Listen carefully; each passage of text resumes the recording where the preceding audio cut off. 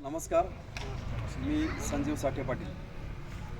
मी agriculture assistant म्हणून औरंगाबाद तालुका कृषी अधिकारी कार्यालयात आहे। 2008ला मी औरंगाबादला आलो। त्याच्या अगोदर 10 वर्ष मी मुंबईला होतो ॲग्रिकल्चर डिपार्टमेंटला, आणि 2008ला इकडे आलो आणि 2008पासून इकडे कार्यरत आहे। आणि बाकीची जी शासकीय कामकाज करत असताना बाकीचं कामकाज तर करतोच, पण तुम्हाला जसं ज्ञात आहे की आवाज कुणाचा यूट्यूब चॅनल हे मी चालवतो।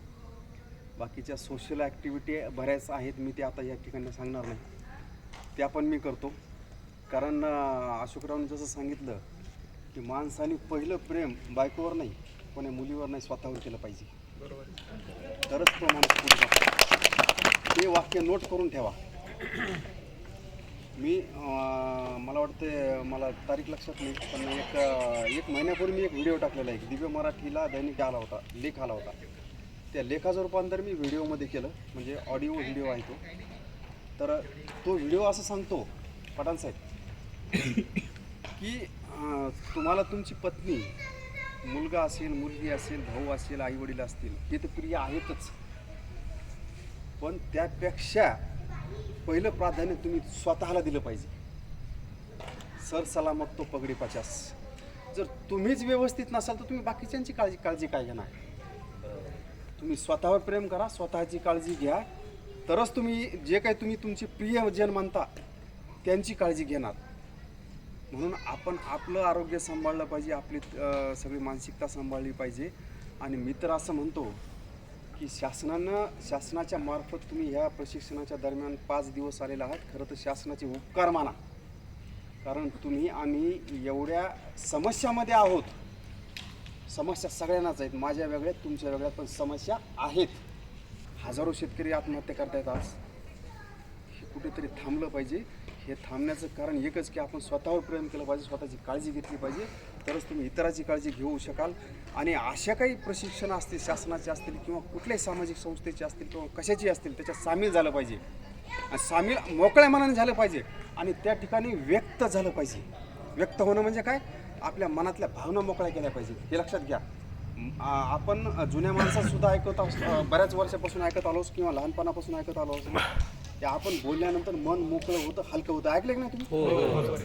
माणसाने बोललं पाहिजे, माणसाचं मन हलकं झालं पाहिजे। माणसाच्या तुमच्या, मी मगाशी म्हटल्याप्रमाणे, समस्या ह्या सगळ्यांना आहेत। आर्थिक असतील, कौटुंबिक असतील, गावातल्या असतील, सामाजिक असतील, सगळ्यांना समस्या आहेत, असं कुणी सुटल्या नाही ह्याच्यातून। मग ह्याच्यातून, समस्यांमधून सुटण्याचा एकमेव मार्ग आहे की आपण व्यक्त झालं पाहिजे, समाजामध्ये मिसळलं पाहिजे, माणसामध्ये मिसळलं पाहिजे। आपला युगो, आपला काय जो अहंकार आहे तो आपण घरात ठेवला पाहिजे। आपण एक माणूस म्हणून आपण जगलं पाहिजे। मी कोण अधिकारी आहे, मी कोण मोठा शेतकरी आहे, मी उद्योगपती आहे, हे तुम्ही तुमच्या दारात ठेवा। तुम्ही इथे माणूस म्हणून जगा, निश्चितच तुम्ही चांगल्या पद्धतीने जीवन जगू शकाल। जर मी माझे जोडे घरातच नाही ठेवले, मी बाहेर जर घेऊन आलो, मी अधिकारी आहे, मी उद्योगपती आहे, मोठा मी शेतकरी आहे, हे लेबल घेऊन, ही झूल पांघरून जर तुम्ही बाहेर आलात तर तुम्हाला जगता येणार नाही, हे लक्षात घ्या। आपल्याला एक सामान्य माणूस होऊन जगावं लागेल, तरच आपण जगू शकू, नाहीतर। आणि दुसरी गोष्ट, मला एक सांगा की लहान मूल आणि मोठ्या माणसातला फरक सांगतो मी तुम्हाला। लहान मूल दिवसातून किती वेळा हसत असेल सांगता येईल कोणाला? खूप वेळेस। खूप नाही, संख्या सांगा मला।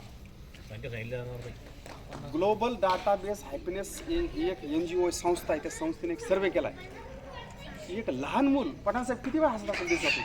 24 तासात, रात्री ते 12 ते रात्री 12। ते रात्री पण असतं का ते झोपीत? मला 24 तासात सांगा ना, अंदाज सांगा ना किती वेळा? 100 वेळेस। आणखी त्या संस्थेचा, त्या NGOचा अभ्यास असा आहे की एक लहान मूल दिवसातून 1500 वेळा हसतं। अरे बाबा, झोपेत सुद्धा हसतं ते। आणि लहान मुलं बघा तुम्ही, थोड्या वेळात भांडतील, थोड्या वेळ एकत्र खेळतील। आपण सोडतो का ते? हे काय झालेलं भांडण, कुणासोबत वाद झालेला सोडतो का? पक्की मेमरी होती आपली। म्हणजे ह्या विनाकारणच्या गोष्टी आपण आपल्या मेमरीमध्ये ठेवतो। आपला मोबाईल जर विनाकारण फोटो व्हिडिओ जर ठेवलं तर होतो की नाही? मग आपलं डोकं का होणार नाही? होतच मग ह्याचा उपाय काय? दवाखान्यात डॉक्टर वाट बघत बसलेली आहे तुमची। ह्यावर उपाय तोच आहे, डॉक्टरकडे जाणे। मग ह्या आपल्याला ज्या काही दिवसभरात घडलेल्या क्षुल्लक गोष्टी आहेत, ह्या आपल्याला कुठेतरी विसराव्या लागतील। आपल्या मोबाईलमधून, मेमरीमधून डिलीट केल्याशिवाय आपण चांगलं जीवन जगू शकणार नाही, हे लक्षात घ्या। काही गरज नाही ना. समजा पठाण साहेबासोबत माझा आज वाद झालाय, उद्या सकाळी मला ते माझ्या लक्षात ठेवायची गरज नाही. मूल ठेवतं का? नाही ठेवत. आणि त्याच संस्थेचा असा अहवाल आहे की एक प्रौढ व्यक्ती 18 वर्षाचा पुढचा कोणी असेल ती किती वेळा हसत असेल? 10 वेळेस. त्यांचं म्हणणं आहे की 15 वेळा हसतो फक्त, एक ॲव्हरेज. तुम्ही म्हणता त्याच्यात पण लोक आहेत न हसणारे सुद्धा. आता ऐका पाटील, ऐका, आता काय झालंय, हसल्याशिवाय तुमचं मन मग हसा आणि निरोगी राहा. जो हसला तो अमृत प्याला, ती म्हण आहे. हसा आणि निरोगी हे डॉक्टर सांगतात बरं, हसा आणि निरोगी राहा. पण आज काय झालेलं आहे, हसायचं म्हणजे मी कोण आहे, हे कोण आहेत, किरकोळ लोक आहेत. मग मी वेगळा आहे, कोणतरी अधिकारी, मी मोठा उद्योगपती, मग मी हसणार तर मग माझी इमेज कमी झाली. हा, असं झालेलं ना. आता आमच्या एखाद्या शिपायाने समजा ऑफिसमध्ये जोक केला तर आमचा क्लास 1 ऑफिसर त्याच्या मनातून हसू येतं त्याला, पण तो नाही हसत. जो कोणी केला शिपायाने केला, मी कसं काय हसू? अरे बाबा, तू हसला नाही म्हणजे कमीत कमी तुझ्या 2-3 तास तुझ्या आयुष्यातले जे वाढणार होते तू डिलीट केले, कमी केलेलेस. हसलं पाहिजे माणसाने, व्यक्त झालं पाहिजे. म्हणून ग्लोबल डाटाबेस हॅपीनेस ही जी संस्था आहे, NGO आहे, तिने जो सर्वे केला की लहान मूल जर 1500 वेळा हसत असेल आणि मोठा प्रौढ व्यक्ती जर 15 वेळा हसत असेल तर आपल्याला लहान मूल होऊन जगलं पाहिजे, तरच आपण जीवन जगू शकतो. हसा आणि निरोगी राहा, हसावं लागेल. अरे कुणी जोक सांगितला, आपली सवय काय, एखादा जोक सांगत असेल, नाही मला माहित आहे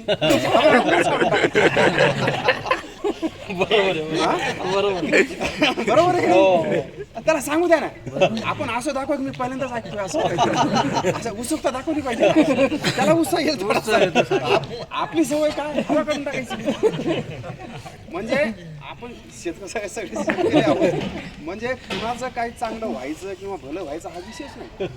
समजा आता मी अनुभवलेलं बरं शेतकरी, आता आपलं उदाहरण देतो की जे प्रगतशील शेतकरी किंवा चांगलं उत्पादन घेणारे शेतकरी आहेत पठाणचं, आता तो शेतात जाताना जो डबा नेतो ह्याचा फवारणीच्या औषधाचा, तो जो औषध फवारचा तो नेतो, जुना डबा घेतो त्यात नवीन औषध टाकतो, तो असं बस स्टँडवर घेऊन जातो. मी सांगतो हा हे फवारतोय, म्हणजे माझी मानसिकताच नाही दुसऱ्याचं चांगलं व्हावं. सकाळी सरांनी काय सांगितलं, त्या फुलशेतीच्या ठिकाणी तुम्हाला एक क्लस्टर करावं लागेल, गट करावं लागेल. गट शेती केल्याशिवाय पर्याय नाही. आपण शेजारच्या शेतकऱ्याला काही हे करायला तयार नाही, सहकार्य करायला तयार नाही, किंवा त्याला काही चांगलं सांगायला तयार, कारण स्वार्थातून परमार्थ असतो. जर तुम्हाला तुमचा स्वार्थ साधायचा असेल तर थोडाफार परमार्थ करावा लागेल. म्हणजे परमार्थ म्हणजे कसं आहे, आता काही उत्पादक शेतकरी असतील त्यांना सगळ्यांना एकत्रित करून समजा गाडीचं जे काय टार्गेट असेल, लोडिंग असेल, त्या गोष्टी आपल्याला कराव्या लागतील. ह्या अशा गोष्टी आहेत. आणि हे जीवन जगत असताना म्हणजे मला मंगेश पाडगावकरांची कविता या निमित्तानं आठवते की सांगा कसं जगायचं, सांगा कसं जगायचं, कणत कणत की गाणं म्हणत. ग्लास अर्धा भरला आहे असंही म्हणता येतं, लक्ष द्या. ग्लास अर्धा भरला आहे असंही म्हणता येतं, ग्लास अर्धा सरला आहे असंही म्हणता येतं. सरला आहे म्हणायचं की भरला आहे म्हणायचं हे तुम्हीच ठरवा, सांगा कसं जगायचं, कणत कणत की गाणं म्हणत. बरोबर आहे की नाही? छान. म्हणजे आपण ठरवायचं. ग्लास जर अर्धा भरलेला असेल, त्यातल्या जर आपल्यासमोर 50 लोक असतील, 100 लोक असतील, आपण जर त्यांना म्हटलं सांगा काय दिसतंय, जो पॉझिटिव्ह असेल तो काय म्हणेल ग्लास अर्धा भरलेला आहे, जे निगेटिव्ह व्यक्ती असतील ते काय म्हणेल अर्धा रिकामा आहे. आपण ग्लास अर्धा भरला आहे असंच म्हणावं लागेल. म्हणजे नारायण सुर्वेची एक कविता आहे की जीवन जगत असताना, कारण ह्या गोष्टी जीवनाशी निगडीत आहेत आणि जीवन जगत असताना ह्या बारीक बारीक गोष्टी आहेत, हे आपण कुठेतरी लक्षात घेतलं पाहिजे. म्हणजे मंगेश पाडगावकरांची कविता सांगितली, त्याचबरोबर वेगवेगळ्या कवींनी जीवनाच्या बद्दल सांगितलेलं आहेत.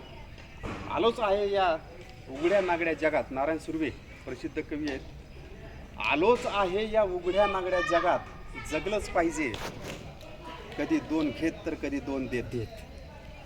बरोबर आहे की नाही? म्हणजे हे सगळे टक्के टोनपे जे काही चांगले वाईट अनुभव हे जीवन जगत असताना येणारच असतात. वाईट अनुभव आले म्हणून खचून जायचं नसतं आणि चांगले अनुभव आले म्हणून हुरळून जायचं नसतं. आपण आपले पाय हे जमिनीवरच ठेवले पाहिजेत. एक असा हा मतितार्थ कवितेतून सगळ्या गोष्टीतून आपण घेतला पाहिजे आणि असं जीवन जगत असताना कुठेतरी पॉझिटिव्ह थिंकिंग ठेवली पाहिजे, सहकार्याची भावना ठेवली पाहिजे की आपण सगळे मिळून काहीतरी एक नवीन प्रस्थापित करू किंवा नवीन निर्माण करू. आणि माणूस हा शेवटपर्यंत विद्यार्थी असतो. आम्ही किंवा आमचे जे काही सहकारी आहेत, अशोकराव पठाडे असतील किंवा राधाकृष्ण कारले असतील, आता आम्ही कुठल्या ट्रेनिंगला आम्हाला जर शासनाने पाठवलं तर तिथे आम्ही असं म्हणतात की आम्हाला सगळा अनुभव, आम्ही फील्डवर सगळ्या शेतकऱ्यासोबत असं असं करतो, आम्हाला काय अनुभव, असं आम्ही कधीच दाखवत नाही. आम्ही असं सांगतो आम्हाला काही येत नाही, तुम्ही सांगा काय ते. जोपर्यंत माणूस अशी भूमिका घेऊन जगत नाही, विद्यार्थी म्हणून जगणार नाही, तोपर्यंत शिकणार नाही. समजा आता पठाण साहेबांनी सांगितलं की आता मी तर एवढा मोठा आहे, मला सगळं येतं, तुम्ही असं म्हणणं म्हणजे तुम्ही तुमचं अज्ञान वाढवणं. आपल्याला जर शिकायचं असेल तर आपलं अज्ञान उघडं केलं पाहिजे. जोपर्यंत आपण आपलं अज्ञान उघडं करणार नाही तोपर्यंत आपल्या ज्ञानात भर पडणार नाही. म्हणून ह्या गोष्टी आपण शिकल्या पाहिजे, लहान मुलं होऊन सगळ्या गोष्टी केल्या पाहिजेत. एक असंच मला या निमित्तानं वाटतंय. बोलण्यासारखं भरपूर आहे, मला वाटतं मी जास्त बोलतोय. नाही चांगलं बोलला. नाही काय वातावरण थंड झालंय जरा. आता फरमाईश आलेली. हां फरमाईश आलेली. कविता तर तशा माझ्या त्या यूट्यूबवर पण आहे ही कविता, पिंपळाचं पाणी मी पण कविता. फिदा झालो होतो. मी भंडारदऱ्याला त्यांच्या तरुण आयुष्यात पहिल्यांदा ही कविता ऐकली. वा वा वा, इतका चांगला अनुभव म्हटल्यावर आम्हाला ऐकावंच लागेल. हां हो ना सर, एकदा जमके सर एकदा आता. आणि आवाज पण छान आहे. अरे वा. कविता तर होईलच. आता माझी म्हणजे मी खरं तर मला आवड अशी या सांस्कृतिक कार्यक्रमाची जास्त आहे. आमच्या कृषी विभागाचे आता यांना विचारा, राधाकृष्ण कारले असतील किंवा अशोकराव पठाडे, आमचा राज्यस्तरीय कार्यक्रम असो पण मंत्र्याचा कार्यक्रम असो, त्या कार्यक्रमाला सूत्रसंचालक म्हणून मीच असतो. कुठल्याही कार्यक्रमाला, कृषी प्रदर्शन असो, कुठल्याही कार्यक्रमाला म्हणजे एक माझ्याकडे ती आहे कला, म्हणजे मला थोडंफार जमतं म्हणून अधिकारी सगळे बोलवतात. तसं तुम्ही आमचं अधिकारी कर्मचाऱ्यांसाठी एक प्रशिक्षण केंद्र आहे रामितीला दर्ग्याचं. आपण ज्या ठिकाणी आपण बसमध्ये बसतो त्याच्या बाजूला प्रशिक्षण केंद्र आहे. तर खरं तर कृषी सहाय्यकांनी त्या ठिकाणी प्रशिक्षण द्यावं अशी अवस्था नाही, पण ते मला बोलवतात की बाबा तुम्ही प्रशिक्षण द्या लोकांना. त्या ठिकाणी मी जातो. म्हणजे असं एक आवड आहे, छंद आहे. आणि हे असली मंडळी माझ्यासोबत आहेत म्हणून थोडंसं प्रोत्साहन मिळतं. आणि तुमच्यासारख्या शेतकऱ्यांचे आशीर्वाद आहेत सोबत. कारण मगाशी अशोकरावने जसं सांगितलं, जे आले ते मावळे, जे नाही आले ते कावळे. तुम्ही म्हणताय, मी नाही म्हणत. कारण कसं असतं की आता मगाशीचा आम्ही अनुभव शेअर करू इच्छितो की दुपारी आपली गाडी निघाली. आता गाडी एवढी मोठी आहे, शासनाने व्यवस्था केलेली आहे. आमचं काम आहे तुमची झोपण्याची व्यवस्था करणे आणि जेवणाची व्यवस्था करणे. याच्यामध्ये जर आम्ही कमी पडलो तर तुम्ही आम्हाला बोलू शकता, पण कुठे जायचं, कसं जायचं हे आम्हीच सांगणार ना तुम्हाला. एवढी मोठी व्यवस्था केली, गाडी आहे समजा, सगळी आलिशान व्यवस्था असताना जर आपले शेतकरी म्हणत असतील की आम्हाला थोडासा आराम करायचा आहे आणि आम्हाला ते बघायचं नाही, तर ही खरं तर माझ्या दृष्टीने दुर्दैवी घटना आहे. खरंच दुर्दैवी. माझा विषय एखादा आवडीचा असो नसो ती बघितलं पाहिजे की काय त्या ठिकाणी. आजही मी माझी परिस्थिती सांगतो. समजा आता राधाकृष्ण कारले असतील, यांनी जर मला फोन केला की साठे पाटील तुम्हाला वेळ आहे का, आपल्याला पैठणला जाऊन यायचे किंवा फुलंब्रीला जाऊन यायचे, पण मी जर रिकामा असेल तर मी तेवढं तडफेन त्यांच्यासोबत निघतो. का मी फुलंब्री बघितली नाही का पैठण बघितली नाही. कारण काय, तुम्ही घराच्या बाहेर पडल्यानंतर तुम्हाला एक वेगळा अनुभव येतो, वेगळा माणूस भेटतो, काहीतरी वेगळं बघायला मिळतं. ज्यांनी पर्यटन केलं, बाहेर माणसं घराच्या पडली, त्यांनीच विकास केलेला आहे. हा इतिहास आहे, लक्षात घ्या.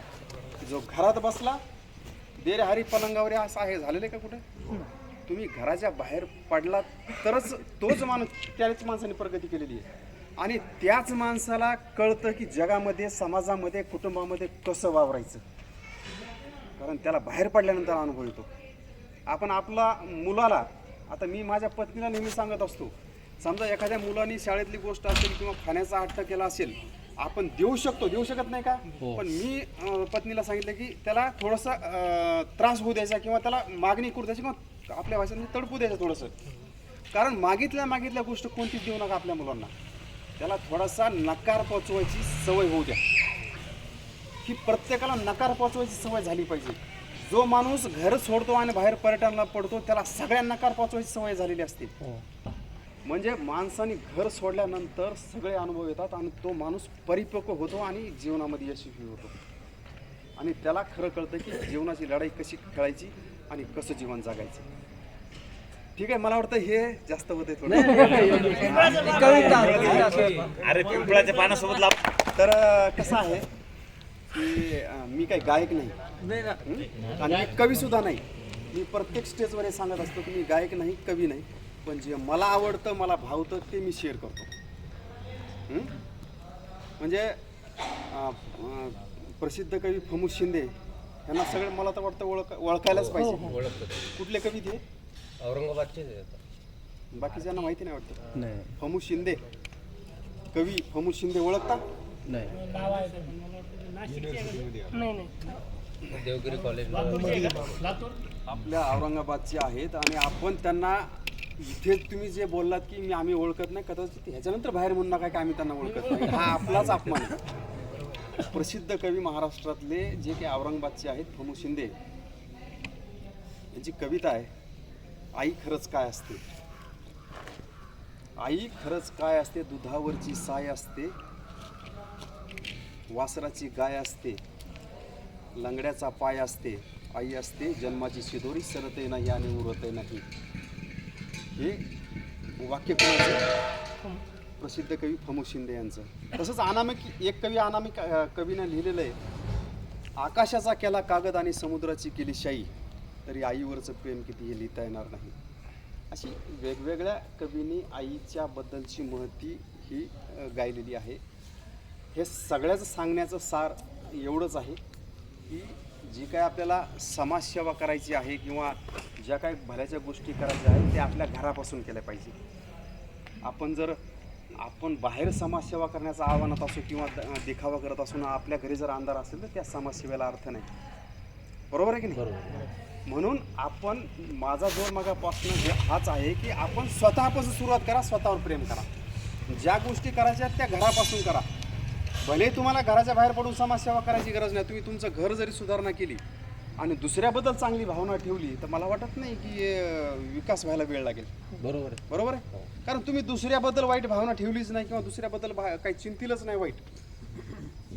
द सिक्रेट हे पुस्तक कोणी वाचलंय का?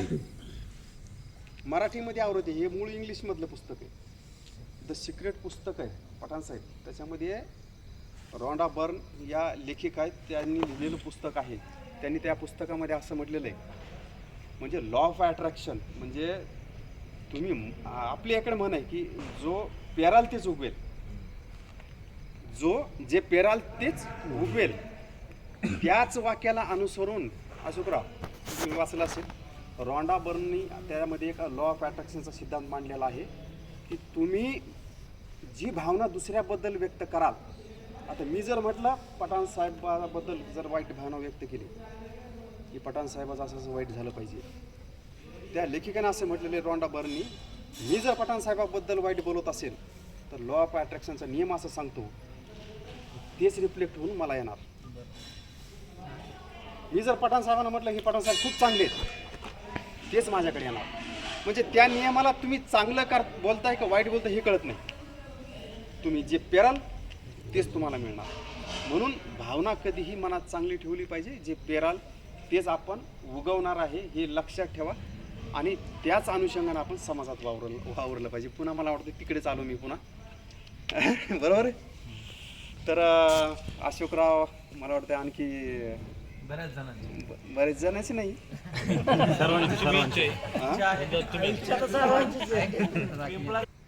आपल्याला गर्दी नाही पाहिजे, आपल्याला दर्दी पाहिजे.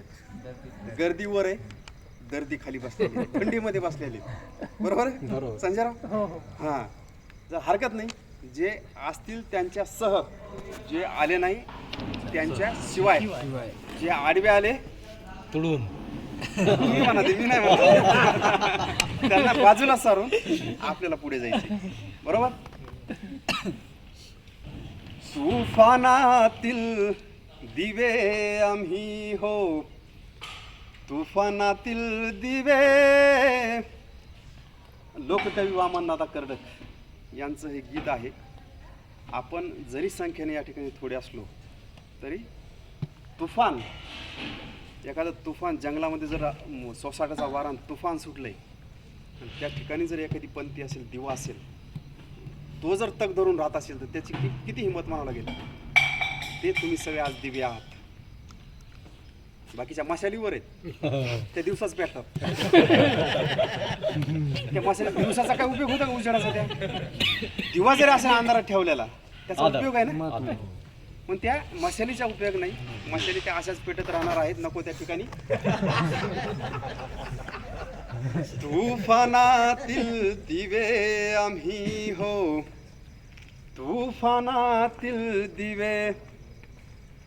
तुफान वारा पाऊस धारा, तुफान वारा पाऊस धारा, मुळी आम्हा नसिबे.